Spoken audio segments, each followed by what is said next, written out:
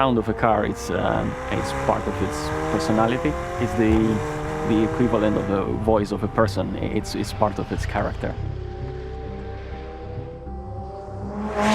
My name is Andreas Ursunelos, and I'm a senior NVH engineer at McLaren Automotive, which stands for Noise, Vibration and Harshness.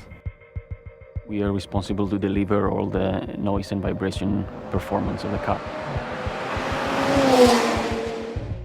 First of all, we start with a lot of calculations. We calculate a lot of different variants of exhaust. The ones in calculations, they give the right character to the car. These are the ones we actually build and test. It's very important for the cars to sound like McLaren cars.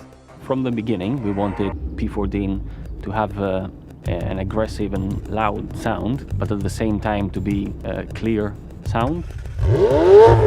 Also, what we tried to achieve was a dual character, if you like. We wanted the car to be comfortable to drive at normal conditions, but when you're in a track, we wanted the car to be as engaging as possible.